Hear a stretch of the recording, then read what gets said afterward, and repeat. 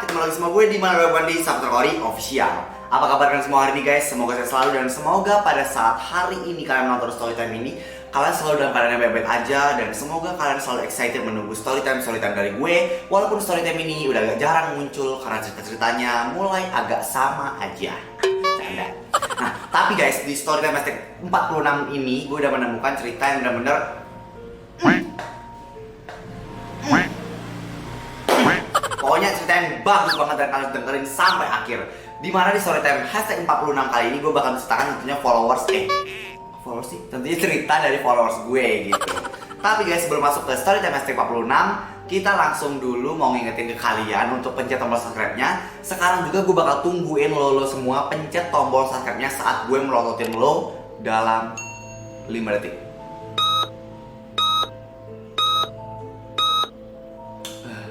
Oke, udah 5 detik guys. Dan ya, terima kasih buat yang udah mencet tombol subscribe-nya. Dan sekarang kita bakal langsung masuk ke Storytime hashtag 46 cerita yang pertama.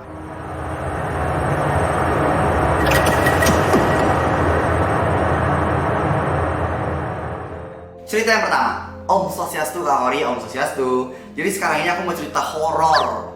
Ya cerita horor. Ya kali cerita masalah hidup lo, guru BK gue. Tapi sebelum itu kenalin nama aku Indah. Indah? Adik aku kak. Aku langsung aja ke ceritanya nih kak ya. Jadi waktu bulan November lalu aku pulang kampung sekitar jam 20.12, sekitar jam 8.12 malam.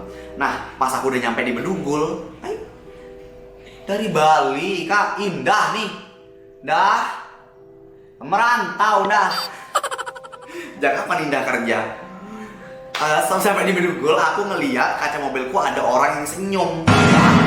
Tapi aku anggap itu cuma khayalan aku aja. Nah habis itu sekitar 5 menit di depan mobilku ada sesosok wanita.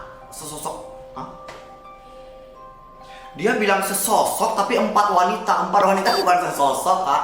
Itu se-Blackpink. 4 wanita itu se-Blackpink.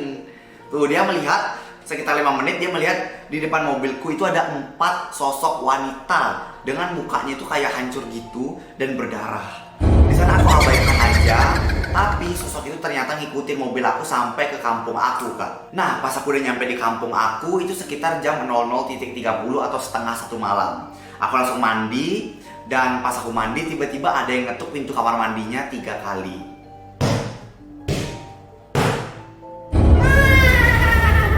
Aku jawab tapi nggak ada yang nyaut. Setelah itu aku penasaran kan. Nah aku ngintip dari batu angin di atas pintu kamar mandiku.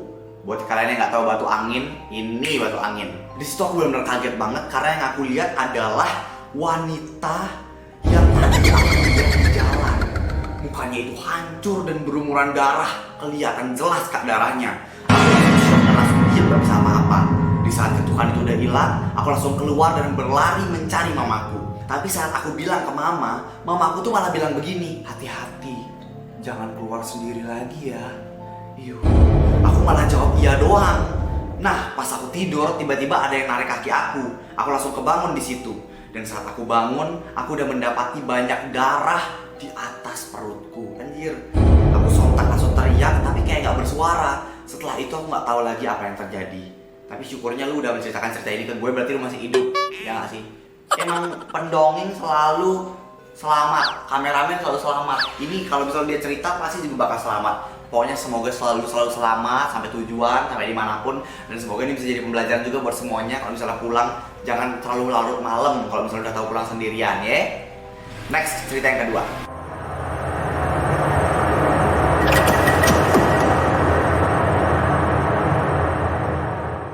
Cerita yang kedua, kenalin nama aku Meisha. Di sini aku mau cerita pengalaman horor aku. Jadi waktu itu aku lagi chatan aja kak. Sama siapa ini? Chatan sama siapa?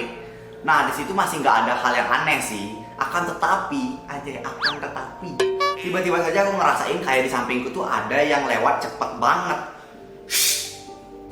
Dia pendek, pakai baju putih dengan rambut yang panjang. Tinggi badannya sekasur aku kak. Tinggi badannya sekasur aku. Sepanjang kasur lo atau setinggi kasur lo?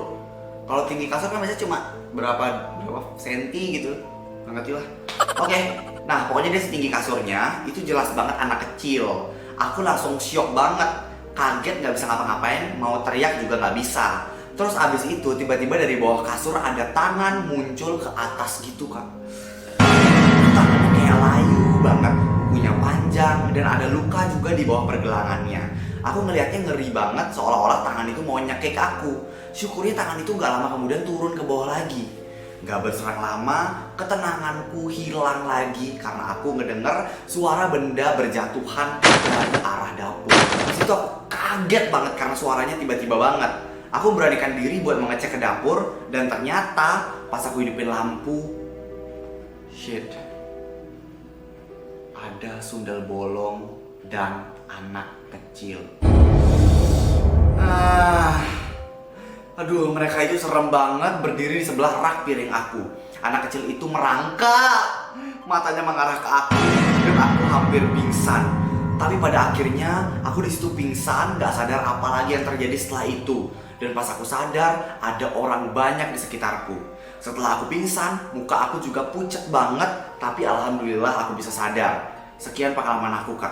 Anjir, itu kalau misalnya udah bagian-bagian tentang merangkak, gue paling gak bisa hantu merangkak ya. Mending lalu lompat, jalan, lari gitu ya. Ini kalau gue udah merangkak tuh bagi gue serem banget. Karena hantu merangkak yang kayak begini atau yang kebalik itu esensi seremnya lebih gitu. Oke, kita next ke cerita yang ketiga.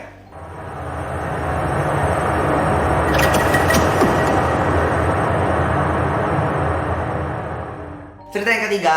Assalamualaikum kak, nama aku Tono. Aku menceritain hal horor yang belum lama ini aku alami. Kejadian itu tepatnya pada tanggal 7 Mei 2023. Wow, berarti masih sebulan yang lalu lah ya. Aku anak jaranan. Anak jaranan. Jalan teji kak. Jalanan mungkin maksudnya ya. Nah waktu jaranan tuh apa? Jaranan. Ada tuh gitu. Oke, anak jaranan tuh apa sih biar tahu Kayak aja. menarik kayaknya sih. Anak jaranan, aku kira dia typo. Oh, I see. Oke. Jadi anak jaranan dia benar-benar anak jaran apa? Kuda. Oh iya. Kuda-kudaan itu. Lagunya. Iya, bukan kuda-kudaan yang ada nyanyi pelangi-pelanginya ya kak, tapi kuda-kudaan yang seni gitu, art. Oke, jadi dia si Tono ini anak jaranan. Nah, waktu jaranan aku main tepatnya itu tanggal 7 itu waktu malam hari kak. Dia mainnya itu sekitar jam setengah 11 malam. Saat jaranannya sudah selesai, semua anggota yang ikut jaranan udah pada pulang. Aku pulang paling terakhir bersama sepupuku yang bernama Rehan. Di perjalanan pulang, saat melewati kebun-kebun kelapa, aku tidak sengaja melihat asap putih berterbangan yang tiba-tiba berhenti di bawah pohon kelapa. Di sana aku udah ngerasa agak aneh dengan asap itu. Mana mungkin ada asap yang hilang tiba-tiba di bawah pohon kelapa. Nah, waktu pohon kelapa itu udah dekat, tiba-tiba ada sosok yang muncul dari balik kegelapan. Dia berambut panjang dan sedang berdiri. Di situ aku masih belum melihat jelas makhluk apa yang sebenarnya ada di depan sana. Lalu saat sudah melewati pohon kelapanya, ternyata makhluk itu nggak ada badannya. Hanya organ-organ seperti usus saja yang terlihat. Aku sangat-sangat ketakutan dan menyuruh Rehan menancap gas. Saat sampai di rumah, aku langsung pergi kamar mandi buat mandi sambil bersiul. Ya, biar nggak kepikiran terus sih. Tapi waktu aku bersiul, kayak ada yang berbisik dengan suara lirih banget. Dia bilang, "Kamukah yang mengundang saya?" Merinding. Aku yang dengar itu langsung menoleh ke arah sumber suara itu. Dan waktu aku menoleh, ada sosok yang aku lihat tadi. Dan ternyata sosok itu adalah Kuyang.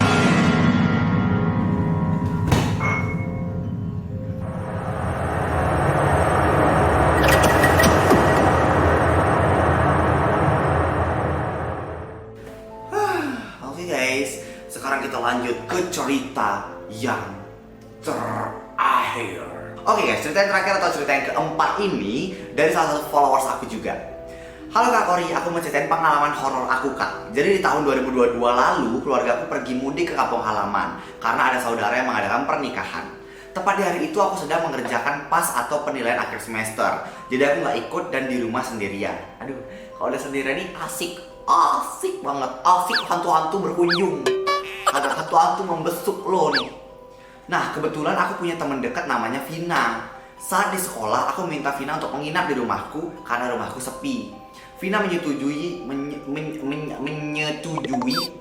dan sudah diberi izin oleh ibu bapaknya. Sore harinya Vina akan ke rumahku dan aku bergegas membersihkan rumah serta menyiapkan makan malam. Baik banget sih, baik banget.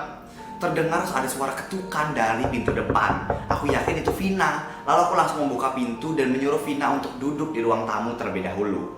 Namun karena sedang memasak air, aku balik mematikan kompor ke dapur dan terdengar notif dari handphoneku bahwa Vina masih di jalan karena macet, jadi agak terlambat datang. Aku terkejut, langsung keringat dingin. Aku menengok ke arah ruang tamu, tapi Vina masih duduk dengan kaku di sofa itu. Mukanya terlihat pucat juga. Aku segera buka WhatsApp dan mengirim pesan kepada Vina. "Kamu beneran masih di jalan?" tanyaku. Terus Vina pun menjawab, "Iya nih macet, tunggu ya." Anjing, terus itu siapa anjing? Siapa anjing? Mungkin ODGJ gitu datang sana nggak mungkin. Setelahnya aku kembali menengok ke arah ruang tamu dan sosok itu sudah menghilang. Aku kaget setengah mati karena aku juga sendirian banget di rumah. Saat aku membalikkan badan, sosok tersebut udah ada di depanku. Wajahnya masih mirip dengan Vina, tapi bedanya ini mukanya hancur dan berdarah. Aku terpojok takut dan tak berlangsung lama Vina datang menemuiku dan aku menceritakan semua kejadian itu. Oh shit, ini cerita terseram sih, parah anjir. Oke guys, jadi segitu aja buat gue. Segitu aja dari gue, maksud gue untuk storytime hashtag 46 kali ini. Semoga kalian suka sama ceritanya dan kalian bisa langsung komen di bawah dari cerita 1 sampai cerita 4. Kira-kira cerita keberapa yang paling kalian suka. Dan selamat malam Jumat dari gue, hati-hati di pojok kamar kalian. Jangan lupa buat pencet tombol subscribe-nya dan jangan lupa buat nonton gue setiap hari di YouTube, di TikTok dan juga di Instagram gue. Jangan lupa juga buat kalian join ke grup Korizen. Kalian bisa follow dulu Instagramnya @KorizenOfficial. Itu akun fanbase gue. Jadi buat kalian semua yang mau bercengkrama sama teman-teman kita yang nge-follow gue juga, fanbase gue juga, bisa langsung follow dulu Instagramnya @Korizen_official atau kalian bisa langsung cari di sini. Dan nanti kalian bisa langsung join lewat link yang ada di bio Instagram Korizen Official. Oke? Itu dari gue dan bye-bye.